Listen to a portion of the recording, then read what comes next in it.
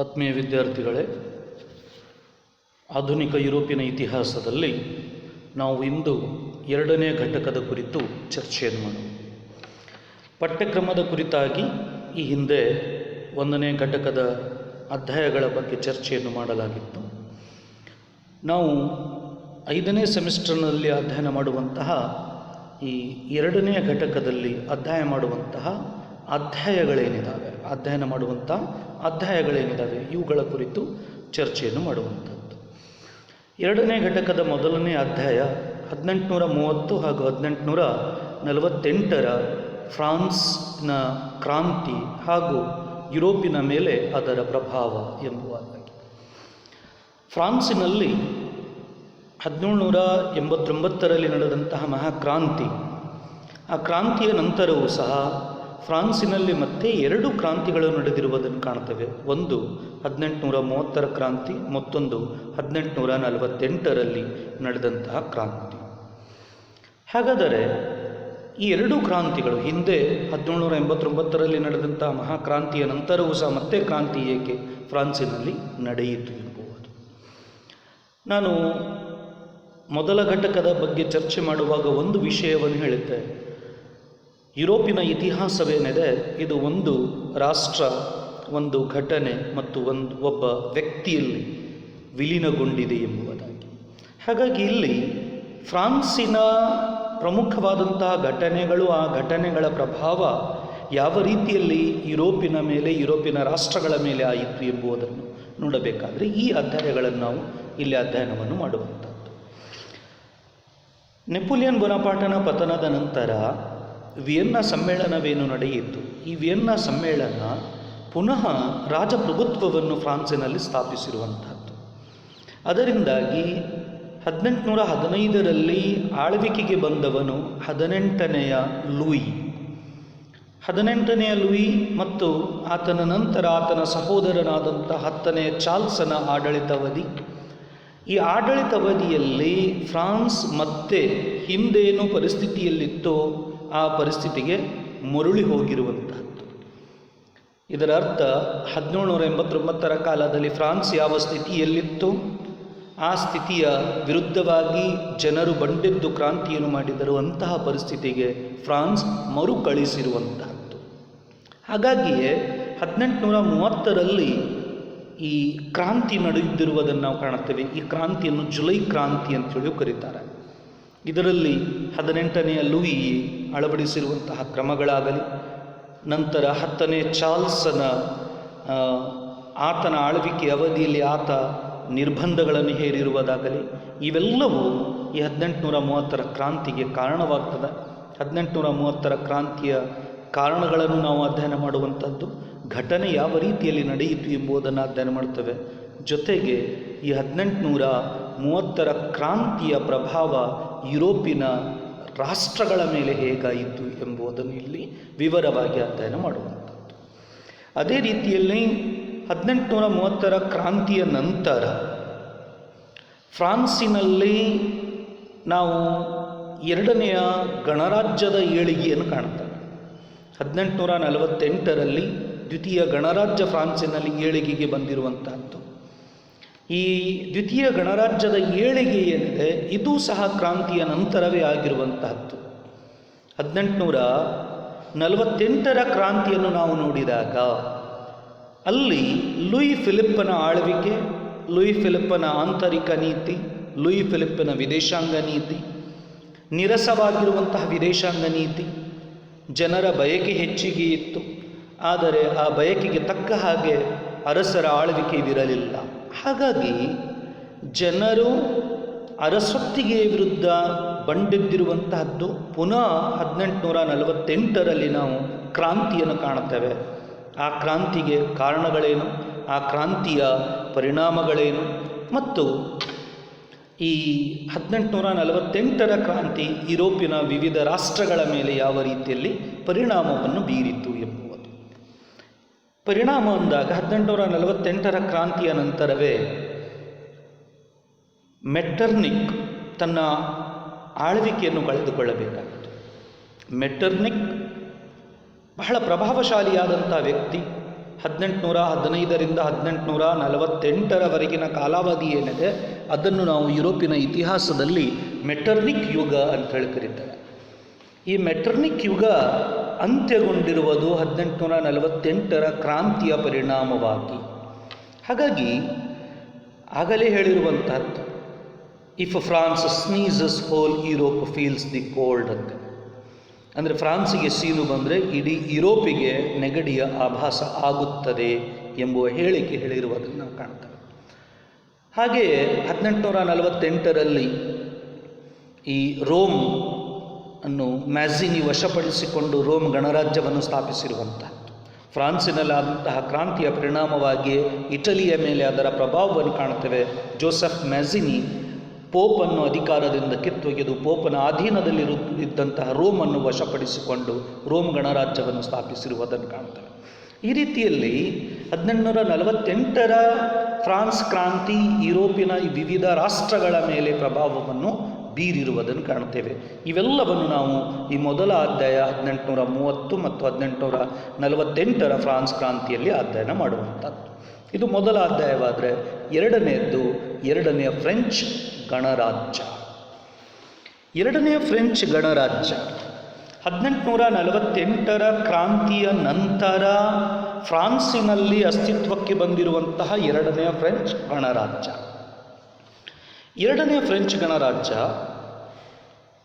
ಈ 1848ರ ಕ್ರಾಂತಿಯ ನಂತರ ಅಸ್ತಿತ್ವಕ್ಕೆ ಬಂದು ತಾತ್ಕಾಲಿಕ ಸರ್ಕಾರವನ್ನು ರಚಿಸಿಕೊಂಡಿರುವಂಥದ್ದು. ಲೆಮರ್ಟೈನನ ನೇತೃತ್ವದಲ್ಲಿ ತಾತ್ಕಾಲಿಕ ಸರ್ಕಾರ ಅಸ್ತಿತ್ವಕ್ಕೆ ಬಂತು. ಮತ್ತೆ ಅಲ್ಲಿ ರಾಷ್ಟ್ರೀಯ ಸಭೆ ಅಸ್ತಿತ್ವಕ್ಕೆ ಬಂದಿರುವಂಥದ್ದು. ರಾಷ್ಟ್ರೀಯ ಸಭೆ ತನ್ನದೇ ಆದಂಥ ವಿವಿಧ ಕಾರ್ಯ ಚಟುವಟಿಕೆಗಳನ್ನು ಕೈಗೊಂಡಿರುವಂಥದ್ದು. 1848ರಲ್ಲಿ ಫ್ರಾನ್ಸಿಗಾಗಿ ಹೊಸ ಸಂವಿಧಾನವನ್ನು ಜಾರಿಗೆಗೊಳಿಸಿರುವಂತಹದ್ದು. ಮತ್ತು ಆ ಕಾಲದಲ್ಲಿ ಫ್ರಾನ್ಸಿನಲ್ಲಿ ನಿರುದ್ಯೋಗದ ಸಮಸ್ಯೆ ಉದ್ಭವವಾಗಿರುವಂತಹದ್ದು. ಜನರಿಗೆ ಉದ್ಯೋಗವನ್ನು ಪಡಿಸಿಕೊಳ್ಳಲಿಕ್ಕೆ ಪ್ರಯತ್ನವನ್ನು ಮಾಡಿರುವಂತಹದ್ದು. ಅದರಲ್ಲಿ ಬಹಳ ಪ್ರಮುಖವಾದಂತಹ ಪಾತ್ರವನ್ನು ವಹಿಸಿದವನು ಲೂಯಿ ಬ್ಲಾಂಕ್ ಎಂಬುವ. ಕೂಲಿಕಾರರ ಮಂಡಳಿಯನ್ನು ಸ್ಥಾಪಿಸಲಾಯಿತು. ಜನರಿಗೆ ಉದ್ಯೋಗ ತರಬೇತಿಯನ್ನು ನೀಡಲಾಯಿತು. ಇವೆಲ್ಲವೂ ಬದಲಾವಣೆಗಳನ್ನು ನಾವು ಎರಡನೇ ಫ್ರೆಂಚ್ ಗಣರಾಜ್ಯದ ಆಡಳಿತಾವಧಿಯಲ್ಲಿ ಕಾಣ್ತೇವೆ. ಇವೆಲ್ಲವನ್ನು ನಾವು ಎರಡನೇ ಫ್ರೆಂಚ್ ಗಣರಾಜ್ಯದ ರೂಪದಲ್ಲಿ ಇಲ್ಲಿ ಅಧ್ಯಯನವನ್ನು ಮಾಡುವಂಥದ್ದು. ಎರಡನೆಯ ಘಟಕದ 3ನೇ ಅಧ್ಯಾಯ ಎರಡನೆಯ ಫ್ರೆಂಚ್ ಸಾಮ್ರಾಜ್ಯ, 3ನೆಯ ನೆಪೋಲಿಯನ್ನನ ನೇತೃತ್ವದಲ್ಲಿ.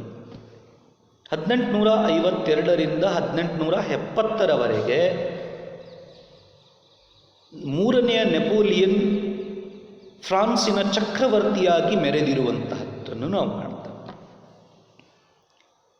ಫ್ರಾನ್ಸ್ ಕ್ರಾಂತಿಯ ನಂತರ ನೆಪೋಲಿಯನ್ ಬೋನಾಪಾರ್ಟನ ಆಳ್ವಿಕೆಯನ್ನು ನಾವು ಕಾಣುತ್ತೇವೆ. ಅದನ್ನು ನಾವು ಆ ನೆಪೋಲಿಯನ್ನನ್ನು 1ನೆಯ ನೆಪೋಲಿಯನ್ ಅಂತ ಕರೆದ್ರೆ, 1852ರಿಂದ 1870ರವರೆಗೆ ಫ್ರಾನ್ಸನ್ನು ಆಳಿದವನು ಯಾರು ಅಂದರೆ ಆತ 3ನೆಯ ನೆಪೋಲಿಯನ್ ಆಗಿದ್ದಾನೆ.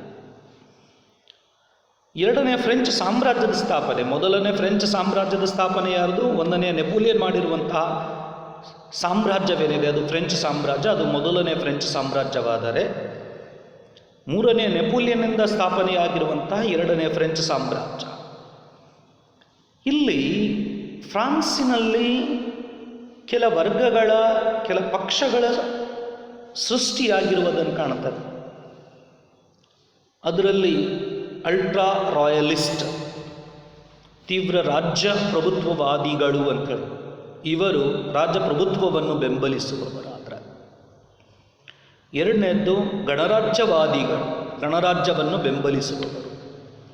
3ನೇಯವರು ಬೋನಾಪಾರ್ಟಿಸ್ಟರು. ಬೋನಾಪಾರ್ಟಿಸ್ಟರು ಅಂದರೆ ನೆಪೋಲಿಯನ್ ಬೋನಾಪಾರ್ಟನ ಬೆಂಬಲಿಗರು ಅಂತೇಳಿ. ಅವರ ಬಯಕೆ ಏನಂತ ಹೇಳಿದ್ರೆ, ಹಿಂದೇನು 1ನೇ ನೆಪೋಲಿಯನ್ ಬೋನಾಪಾರ್ಟನ ಕಾಲದಲ್ಲಿ ಫ್ರಾನ್ಸ್ ಇಡೀ ಯುರೋಪಿನಲ್ಲಿ ಮೆರೆಯಿತು. ನೆಪೋಲಿಯನ್ ಬೋನಾಪಾರ್ಟನ ಆಳ್ವಿಕೆಯನ್ನು ನೋಡಿದ್ರೆ ಇಡೀ ಯುರೋಪನ್ನೇ ತಲ್ಲಣಿಸಿದವನು 1ನೆಯ ನೆಪೋಲಿಯನ್. ಹಾಗಾಗಿ ಇಡೀ ಯುರೋಪಿನ ಮೇಲೆ ಫ್ರಾನ್ಸಿನ ಪ್ರಭಾವ ಹೆಚ್ಚಿಗೆ ಇತ್ತು. ಆ ಪ್ರಭಾವ ಮತ್ತೆ ಸ್ಥಾಪನೆಯಾಗಬೇಕು, ಮತ್ತೆ ನೆಪೋಲಿಯನ್ ಬೋನಾಪಾರ್ಟನ ಕಾಲದ ವೈಭವವೇನಿದೆ ಅದು ಮರುಕಳಿಸಬೇಕು ಎಂಬುವ ಬಯಕೆ ಬೋನಾಪಾರ್ಟಿಸ್ಟರ ಬಯಕೆಯಾಗಿತ್ತು. ಹಾಗಾಗಿ ಫ್ರಾನ್ಸಿನ ಜನರು ಮೂರನೆಯ ನೆಪೋಲಿಯನ್ನನ್ನು ಬೆಂಬಲಿಸಿದರು. ಚುನಾವಣೆಯ ಮೂಲಕ ಆತನನ್ನು ಆರಿಸಿ ತಂದಿರುವಂಥದ್ದು. ಆತ ಫ್ರಾನ್ಸಿನ ಪ್ರಧಾನಿಯಾಗಿ ನಂತರ ಫ್ರಾನ್ಸಿನ ಚಕ್ರವರ್ತಿಯಾಗಿ ಆಳ್ವಿಕೆಯನ್ನು ಮಾಡಿರುವಂಥದ್ದು 1852ರಿಂದ 1870ರವರೆಗೆ. ಆತನ ಆಂತರಿಕ ನೀತಿ ಅಂದರೆ ಆಂತರಿಕ ಸುಧಾರಣೆಗಳು, ನಂತರ ಮೂರನೆಯ ನೆಪೋಲಿಯನ್ನನ ವಿದೇಶಾಂಗ ನೀತಿ, ಇವೆಲ್ಲವನ್ನು ನಾವು ಎರಡನೇ ಫ್ರೆಂಚ್ ಗಣರಾಜ್ಯದಲ್ಲಿ, ಎರಡನೇ ಫ್ರೆಂಚ್ ಸಾಮ್ರಾಜ್ಯದಲ್ಲಿ ಅಧ್ಯಯನವನ್ನು ಮಾಡುವಂತಹದ್ದು. Dear students, we are going to study the second unit. As we are knowing, each unit consisting the 3 chapters. The second unit, which consists 3 chapters, the first chapter 1830 and 1848, a revolution of France and Europe. As we were discussed in the first unit, 1789, the great revolution of France took place, which influenced whole the Europe. Similarly, in 1830 and 1848, the 2 revolutions were took place in the France. Why these revolutions were took place and how these revolutions were affected on the European continent. I am using the term continent, means continent nothing but the group of countries, where the 1830s revolution and 1848's revolution were affected all over the Europe. Why the 1830 revolution took place? After the fall of Napoleon Bonaparte, the Vienna Congress has restored the kingship. Louis XVIII became the king of France and started ruling. During the rule of Louis XVIII and his brother Charles X, they were ruled in the France, but they were restored the old order, the old regime which was there in 1789. The kingship was restored. The social inequality which was prevailed during 1879, which was continued. Likewise, the problems, the economic problem, the social problem, the political problem, likewise the different problems once again arised in the France. The people were revolted in 1830 in the month of July, therefore it called as a July Revolution also. Here we are studying the causes of 1830s revolution, the course of 1830s revolution, then its impact on the Europe. Similarly, in 1848, after the 1830s revolution, Louis Philippe was started his rule, where his domestic policy and his foreign policies which were not that much influenced over the French people. The French people were not satisfied with the rule of Louis Philippe. His weak rule, his weak foreign policy, which was not accepted by the French people, and they were revolted once again in 1848. There we are studying the causes for the 1848 revolution, then the course of 1848 revolution and the impact on the Europe. The 1848 revolution, which was more influenced over the European continent or the